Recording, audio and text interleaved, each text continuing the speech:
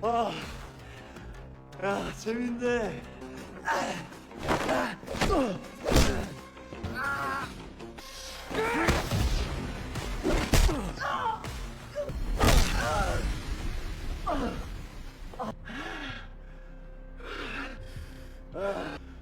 그만하자.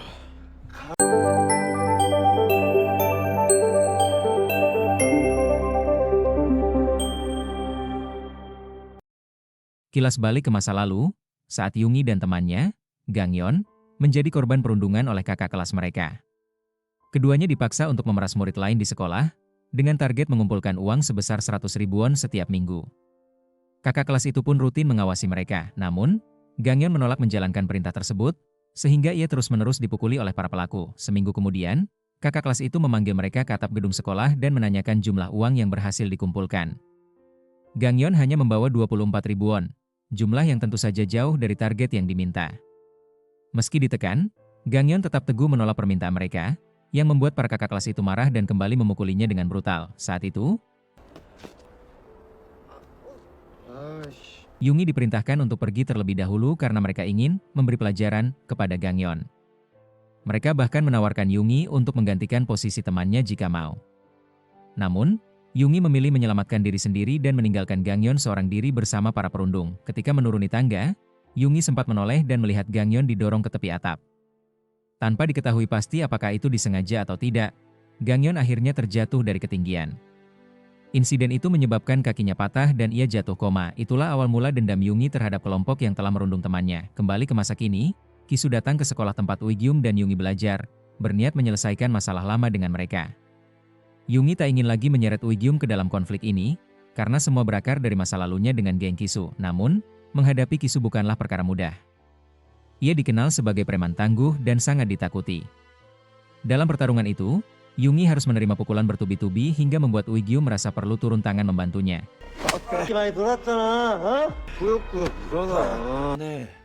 Kisu memperingatkan Uigyum agar tidak ikut campur, jika tidak ingin mengalami nasib seperti Gangyeon yang kini koma. Tapi Uigyum tak gentar. Ia bahkan mengatakan bahwa ia benci melihat wajah Kisu yang menurutnya sangat menyebalkan. Awalnya, Uigyum mampu menahan dan membalas serangan Kisu, bahkan membuat lawannya sedikit kewalahan. Namun itu hanyalah awal. Saat Kisu mulai serius, situasi berbalik. Uigyum terdesak dan mengalami kekalahan telak.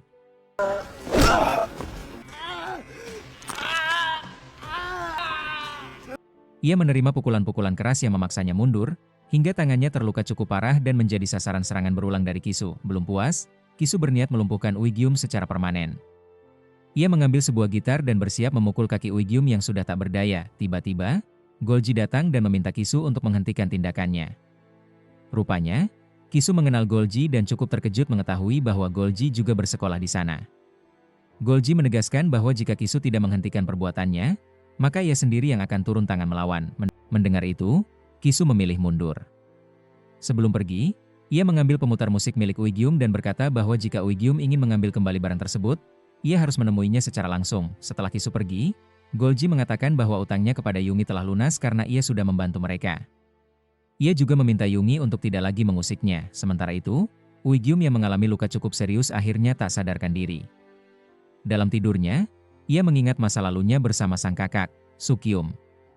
Dulu, Sugyum sering dimarahi oleh ayah mereka ketika gagal menyelesaikan soal pelajaran. Sugyum kemudian melampiaskan amarahnya dengan mencekik leher Uigyum, yang membuat adiknya itu ketakutan dan memilih menghindarinya.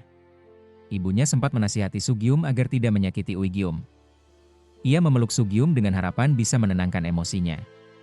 Suatu hari, Sugyum datang menemui Uigyum untuk meminta maaf. Namun karena masih trauma, Uigyum ketakutan dan memohon agar kakaknya tidak mendekatinya. Keributan itu terdengar oleh sang ayah, yang kemudian menyuruh Sugyum kembali ke kamarnya. Beberapa waktu kemudian, keluarga mereka merayakan keberhasilan Sugyum yang diterima di universitas ternama, serta Uigyum yang berhasil masuk ke SMA favorit. Namun, seiring berjalannya waktu, Sugyum mengungkapkan keinginannya kepada ibunya untuk berhenti kuliah.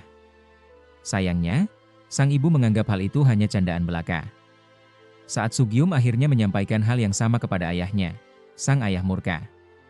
Ia membanting pemutar musik milik Sugyum hingga rusak. Uigyum yang mendengar pertengkaran itu memilih pura-pura tidur di kamarnya. Malam itu, Sugyum datang ke kamar Uigyum dan menyerahkan pemutar musik yang rusak itu. Ia berkata bahwa benda itu adalah harta paling berharganya. Setiap kali mendengarkan musik dari alat itu, ia merasa tenang, seolah masuk ke dunia tanpa gangguan dari sang ayah. Setelah meminta maaf, Sugyum memutuskan mengakhiri hidupnya dengan melompat dari kamarnya. Setelah itu, Uigyum terbangun di rumah sakit. Ia dirawat di sana ditemani kedua orang tuanya dan Yungi. Sang ayah yang marah dan tidak terima dengan kondisi putranya langsung bertanya siapa pelakunya. Dengan tegas, Uigyum menjawab bahwa semua ini adalah ulah Namhyuk. Ia bahkan menantang ayahnya.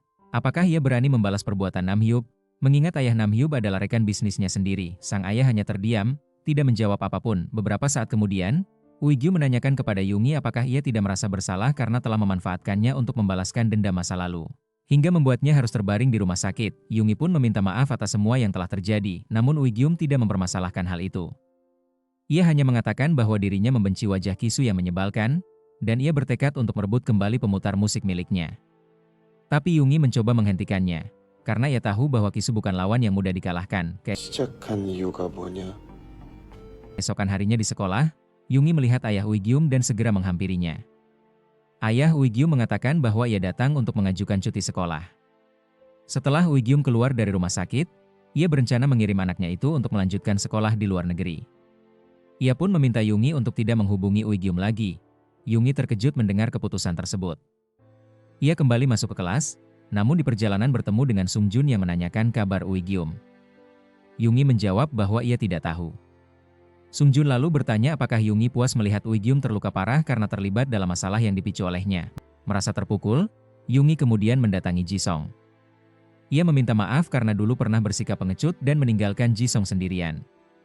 Namun, Jisong justru menenangkan Yungi. Ia mengatakan bahwa semua ini bukan sepenuhnya kesalahan Yungi. Saat itu, Yungi sebenarnya ingin kembali untuk menolong, tetapi kakak kelas mereka malah ingin menghabisinya. Jisonglah yang mencegah mereka, dan akibatnya ia didorong hingga terjatuh. Jisong bahkan berterima kasih kepada Yungi karena telah memberikan kesaksian kepada polisi saat ayah Jisong berusaha menuntut kelompok Namhyuk. Sementara itu, di rumah sakit, Uigyum tiba-tiba melihat bayangan kakaknya yang mengajaknya naik ke atap gedung.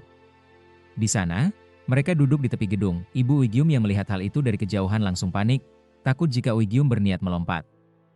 Namun Uigyum berkata bahwa ia kini bisa merasakan perasaan kakaknya saat dulu memutuskan mengakhiri hidupnya. Seketika itu juga, ibunya menangis dan meminta maaf karena selama ini telah bersikap egois. Ia mengakui bahwa semua ini adalah kesalahannya yang gagal mengurus anak-anaknya dengan baik. Di tengah emosinya, sang ibu mendadak merasa sakit di dadanya dan hampir pingsan. Melihat itu, Uigyum segera menghampiri ibunya. Mereka berpelukan. Ibunya berterima kasih karena Uigyum masih mau mendengarkan dan berjanji akan lebih memperhatikannya mulai sekarang. Setelah kembali ke kamar, ayah Uigyum datang dan memberitahu bahwa Uigyum harus bersiap pindah ke sekolah luar negeri setelah sembuh nanti. Mendengar itu, ibu Uigyum yang kesal meminta suaminya bicara empat mata di luar ruangan. Di luar kamar, sang ibu menegaskan bahwa Uigyum nyaris mengakhiri hidupnya, dan kini suaminya malah memaksanya pindah sekolah. Ia tidak ingin anaknya semakin tertekan dan bersikeras bahwa mulai sekarang, ia sendiri yang akan mengurus Uigyum. Keesokan harinya, sepulang sekolah, Golji diikuti oleh beberapa murid dari sekolah Kisu. Mereka mengejarnya hingga terjadi keributan. Meskipun dikeroyok, Golji yang tangguh berhasil melawan dan mengalahkan mereka dengan mudah, lalu memilih pergi.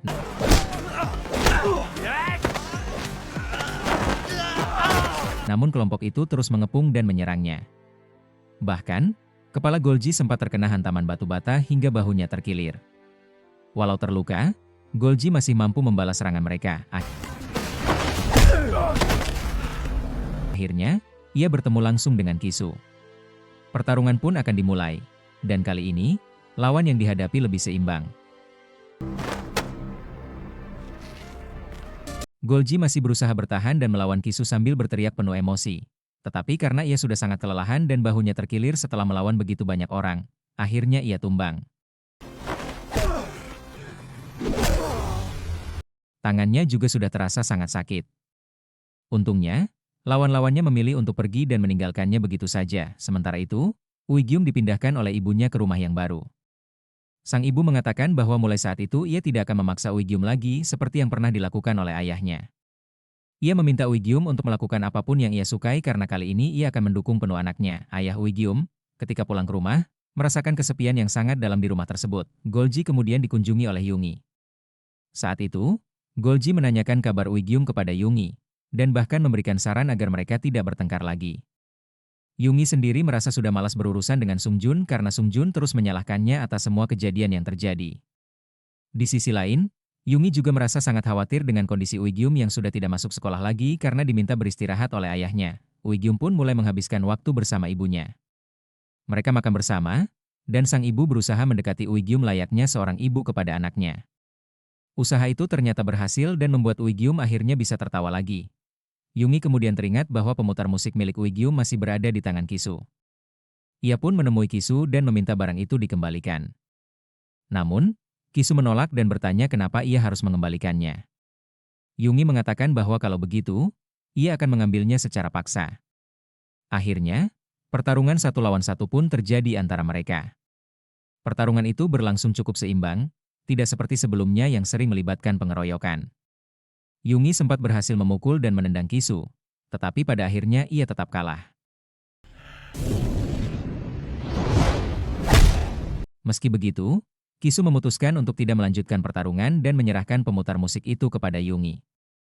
Ia mengatakan bahwa barang itu sudah rusak dan tidak penting lagi. Ketika Uigyum dan ibunya kembali ke rumah, mereka dikejutkan oleh kehadiran banyak orang, termasuk kakek dan ayah Uigyum. Ayahnya menjelaskan kepada para psikiater yang datang bahwa ibu Uigyum mengalami gangguan mental dan harus segera mendapatkan pengobatan. Uigyum memohon kepada kakeknya agar hal itu tidak dilakukan. Namun situasinya sulit dihindari.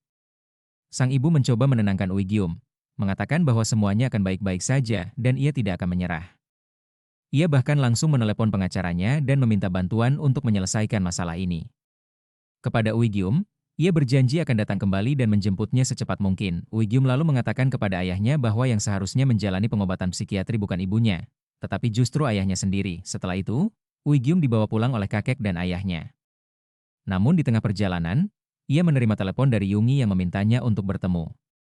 Tanpa ragu, Uigyum langsung keluar dari mobil dan berlari menjauh, tidak menghiraukan larangan dari ayah dan kakeknya yang berusaha menahannya. Uigyum akhirnya berhasil bertemu dengan Yungi, yang saat itu memang berniat untuk mengembalikan pemutar musik miliknya. Yungi menyadari bahwa ia mungkin tidak akan bisa bertemu lagi dengan Uigyum, karena Uigyum sudah tidak bersekolah di tempat yang sama. Sebelum berpisah, Yungi juga tidak lupa meminta maaf kepada Uigyum, karena ia merasa bahwa semua yang terjadi adalah kesalahannya.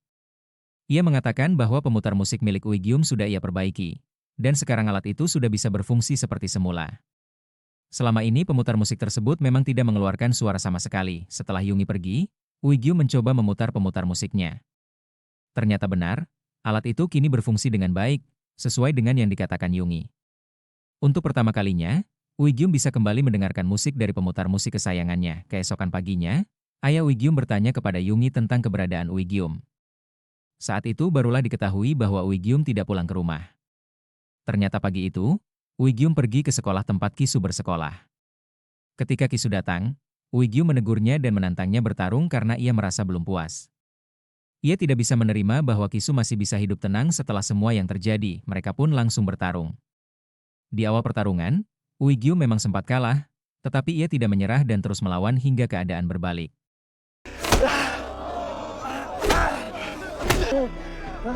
Yungi dan ayah Uigyum yang akhirnya menyusul ke lokasi pertarungan, sudah menduga bahwa Uigyum pasti pergi ke sana. Pertarungan antara Uigyum dan Kisu terus berlangsung.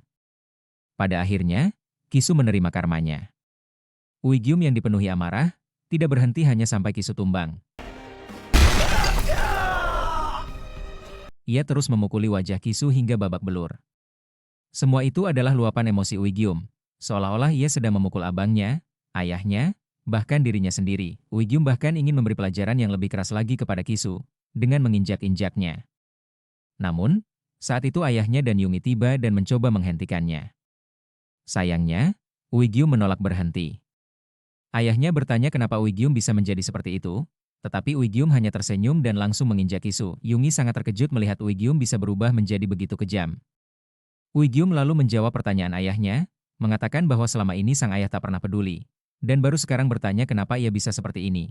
Padahal semua itu terjadi karena kesalahan ayahnya sendiri. Beberapa waktu kemudian, setelah keributan yang terjadi di sekolah, Uigyum harus menerima hukuman dimasukkan ke barak agar tidak melakukan kekerasan lagi di sekolah. Saat itu guru barunya datang untuk menjemput Uigyum, dan Uigyum pun berpamitan dengan ibunya sambil memeluknya. Dari kejauhan, ayahnya juga tampak hadir, hanya saja ia tidak mendekat.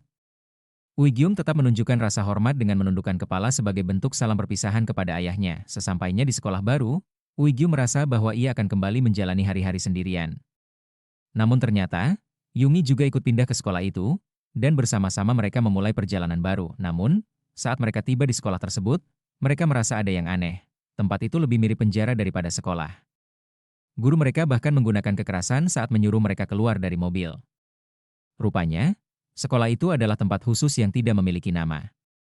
Menurut Yungi, satu-satunya cara agar mereka bisa keluar dari sekolah itu adalah dengan masuk ke dalam peringkat 10 besar dalam sistem pertarungan antar siswa. Mau tidak mau, Uigyum dan Yungi harus bertahan di tempat itu dan berjuang agar bisa naik peringkat dan keluar dari sana. Demikian akhir cerita ini, sampai jumpa di drama yang lain.